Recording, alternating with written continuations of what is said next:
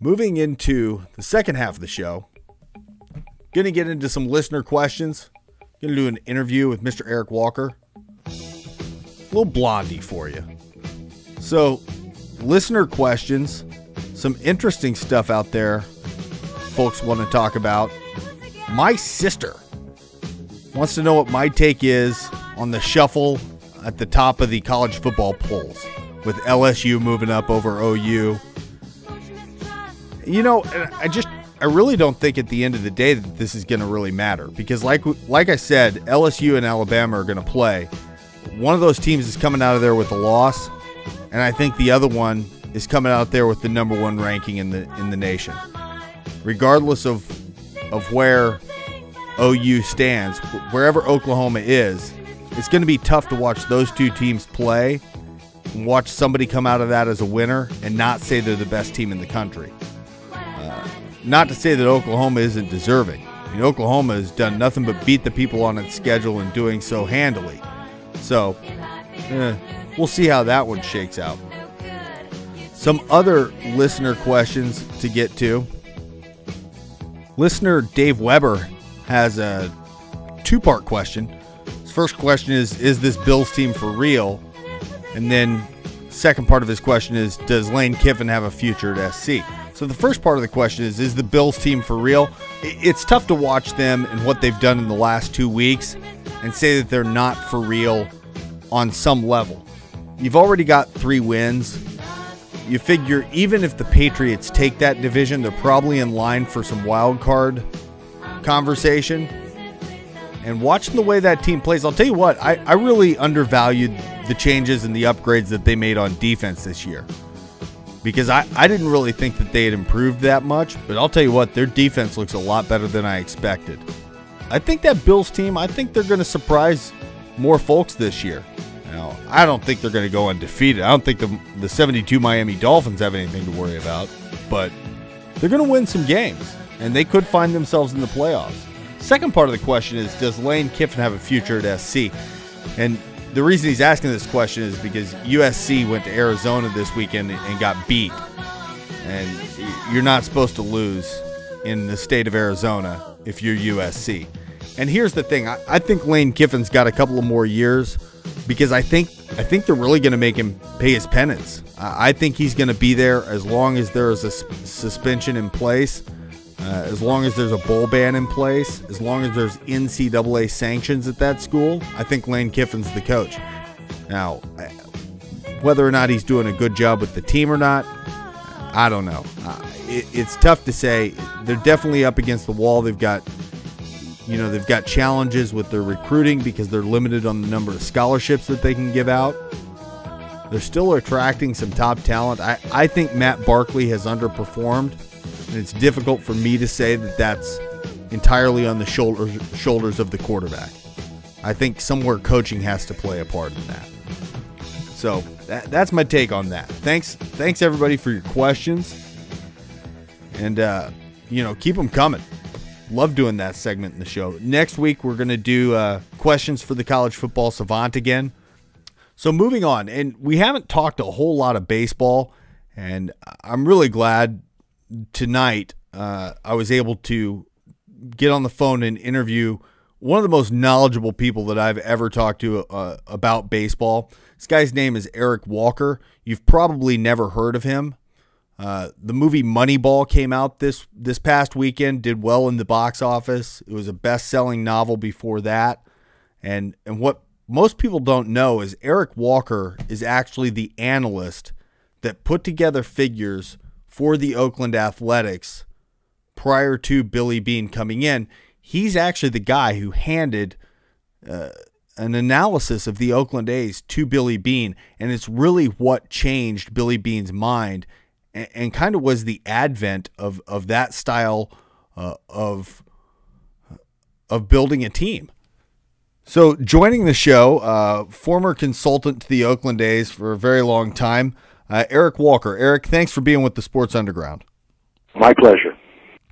Now, Eric, I just want you real quickly. I know a lot about you. I know who you are and what you've done, but I'm not sure that a lot of people do. Can you describe to me exactly what your role with the Oakland Athletics was in the 1980s? You know, it's difficult because I was never quite sure myself. So I started off by doing, as an introduction, a fairly brief review of the team using analytic methods. And that led to a contract, and I was with the team for many years through the rest of Sandy's term and through the first several years of Billy Beane's term there. Now, I was sort of a secret weapon. It was not announced to anybody who I was or what I did. Some of the people there, especially in the later years in the front office, knew who I was, but I always reported directly to Sandy when he was there, and our conversations were fairly private. And then every year I would deliver to him a box of printout, and we would talk about that periodically several times a year. So a lot of what he had to do with respect to using analysis, which was pretty much unheard of then, was kind of secret. He used it to form his own opinions and judgments, and then he went on from there. When Billy Beane was hired as the assistant general manager, Billy knew nothing about any of this stuff. Sandy said to me, "I'd like you to write up something for Billy to explain to him what we do, how we do it." And I ended up, as a result of that, writing about a 65 or 70-page paper called Winning Baseball that laid it all out. And I think Billy, when he was later talking to either Michael Lewis for Moneyball or Alan Schwartz for the Numbers Game, said it was like the scales fell from my eyes. That was when he first realized you could use logic and analysis to look at these things. So I'm basically the guy who taught Billy Beane, at least originally. That's my role. So now I've read the book Moneyball. I have yet to see the film, but I'm definitely going to go out and see the film. In the book, this 66 or 70-page analysis, Winning Baseball, it was referred to as a pamphlet. That did not best please me. There's much better coverage of my role with the A's in Alan Schwartz's book, The Numbers Game. He spent a good deal of time looking into these things. Michael Lewis was kind of focused, and I was on the periphery of what he was focusing on. So now let me ask you a question. Does it bother you that you haven't been included in the book or in the movie? Does that bother you? No, it really doesn't. As a matter of fact, in the original version of the movie, I was going to appear. By the original version, I mean when Steven Soderbergh was in charge of the project, he had a very different sort of movie in mind. It was going to be almost a quasi-documentary. It was going to be a movie about Billy Beane and the A's, but it was going to be intercut heavily with realities, with interviews with various people who had known Billy at various stages of his career through there.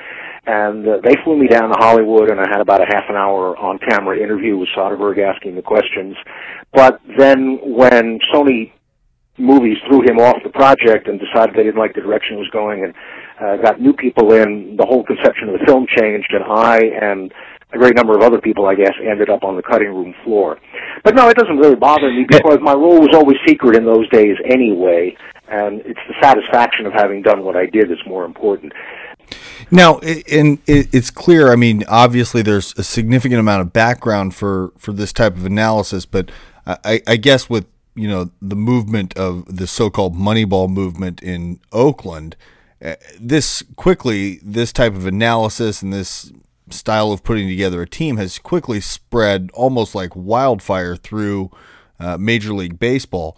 Well, I think that's a little exaggeration because if you look today, you can find articles everywhere. Every day you find articles that tell you how this stuff is no longer important because everybody knows it, every team knows it, every team does it. But in point of fact, if you look at the numbers for every team, just the numbers themselves, it'll tell you that, no, there's a lot of teams that just don't get it, as the saying goes.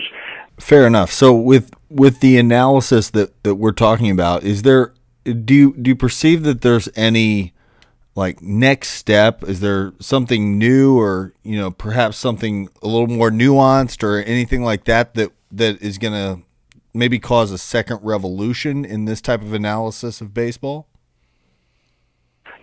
Actually, I don't. I think that's part of the problem the last several years. So much of the heavy lifting went on in the very early years, and because the basic principles are really pretty simple. The way runs are scored is you get on base and you drive the runners in. And if you look at most of the analytic formulas, they're really basically there's an on-base component and there's a multiplicative component that is supposed to be proportion to driving people in. It can be as simple as total bases per plate appearance. So, when I can put together a little formula for my book that involves 4 variables and 1 constant and come out with 96 and 97% accuracy, that tells you you've captured everything in a very simple, straightforward way. So, do you have any ability to step away? I know you do this a lot. That you're very focused on the numbers. Do you have any ability to step away from that and just look at the game from a fan's perspective, or is it literally all just numbers to you? Is it the game's not all just numbers, in the sense that, I watch every game the Giants play all year. And, there's a lot of ups and downs in watching any team 162 games a year. But you don't normally look at it and say, well, what the numbers are. What you look at is you look for the fine play, the fine at bat. There's a lot of emotion. That's why we watch the game. That's why the game is so wonderful, is because we can tie our emotions into it. It's symbolic in so many ways. It works on so many levels. The scale of time is perfect, because at the short end, we're talking about milliseconds, as fast as the human nervous system can respond to something. Batter's got maybe 50 milliseconds to make up his mind whether or not he's going to swing at this pitch. But that's within the human scale. That's an eye blink. That's about as short a time span as a human can deal with as a human without instrumentation. On the other end of the scale, baseball is a thing of generations. Your father took you to the games. Your grandfather took you to the games. Your grandfather took your father to the games. It's intergenerational. That's as long a time scale as is meaningful within the human life. So baseball just exactly covers that span of meaningfulness of time to the human being.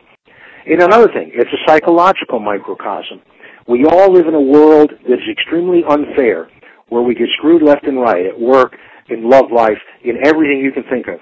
Baseball is a neat, regular universe bounded by a pair of white lines and an outfield fence. There are 4 guys down there in blue who are imperfect, but their role is to see that everything goes by the rules. And the things you achieve by the talent you exhibit there. It's the idealized world where things work the way they're supposed to. It's a wonderful game. That's great. Thanks so much for your time. You've been very generous. Our guest has been Eric Walker, a longtime analyst and clearly a lover of the game of baseball. Thanks for being with us, Eric. My pleasure, sir. Thank you. So there you go. That's the show. I encourage you to go to the YouTube channel, The Sports UG, and click on the link and listen to the extended interview. That really, you got to check that out. 2003, Work It, Missy Elliott.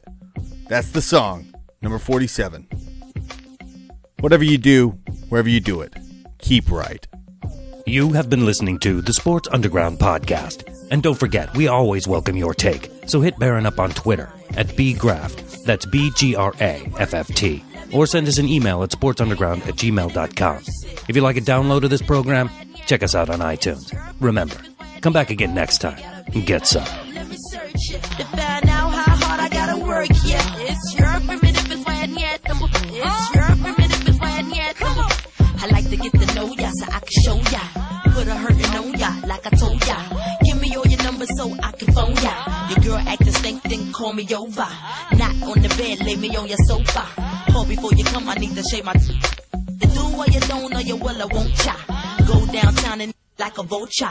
See my hips, big hips, so cha. See my butts and my lips, don't cha. Lost a few pounds in my waist, oh yeah. This the kind of beat that go ba-ta-ta. Ba-ta-ta-ta, ta-ta-ta-ta-ta. Sex me so good I say blah, blah, blah. Work it, I need a glass of water. Boy, oh boy, it's good to know ya. Is it worth it? Let me work it. I put my thing down, flip it and reverse it. It's your primitive is when yet. It's your primitive is when yet. If you got a big, let me search it to find out how hard I gotta work. Yeah, it's your primitive is when yet. It's your primitive is when yet. If you're a fly gal, get your nails done, get a pedicure, get your hair did. Boy, lift it up, let's make a toast. Let's get drunk, it's gonna bring us closer. Don't I look like a Holly Berry poster? See the Belvedere playing tricks on ya. Girlfriend wanna be like me, never. You won't find a trick that's even better. I make you hot as Las Vegas weather. Listen up close while I take it backwards. Okay, begins to listen me what you want. I'm not a prostitute, but I can give you what you want. I love your braids and your mouth full of phones. You love the way my butt boom, boom, boom, boom.